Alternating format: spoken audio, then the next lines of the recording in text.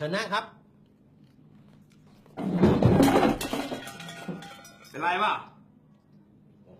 ไม่เป็นไรเชิญนั่งครับนี่ตาคุณเป็นอะไรอ่ะ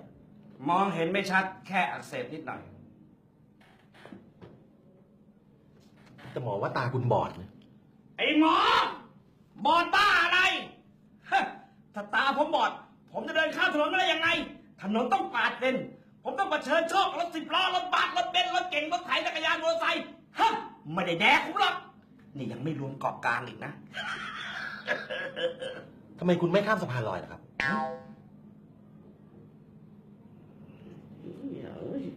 มีสะพานลอยก็ไม่รู้สัตว์แต่คนอย่างผมมีศักดิ์ศรีพอถึงยังไงผมก็ไม่ข้ามสะพานลอยทำไมไม่ข้ามล่ะครับนักเลงย่อมไม่ข้ามหัวกันเอางี้ถ้างั้นเดี๋ยวหมอขอตรวจตาคุณหน่อยแล้วกันไม่มีปัญหา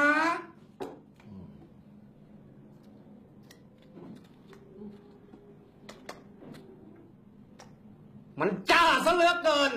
แม่แสงไฟมันแทงเข้ามาในตาขึ้นส่องนานๆตาจะบอดแต่ถ้าตาผมไม่พลาดเนี่ยน่าจะเป็นหลอดซินนอนมันกินเข้าไปในดวงตา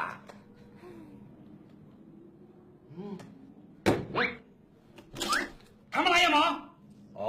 ไม่ต้องตกใจครับเดี๋ยวหมอจะใช้นาฬิกาเนี่ยทดสอบความไวประสาทตาคุณนาฬิกาสีแดงซะด้วยเป็นสีที่โปรดปราน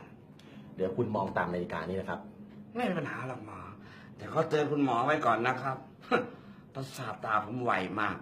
แฝงเร็วๆเดี๋ยวจะหาว่าผมมาจะรังแกหมอพร้อมนะครับ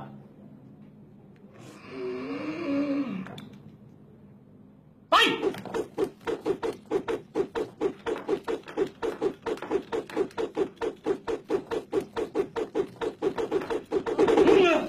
พอแล้วครับพอแล้วครับโอ้ย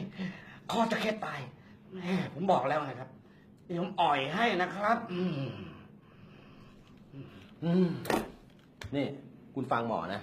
มันเป็นไปไม่ได้นะที่คุณจะกลับมามองเห็นอีกอะเป็นไปได้ไม่มีทางมีทาง ผมเป็นหมอนะผมถึงมาหาหมอกวนตีนขมับแม่งหมอหมอ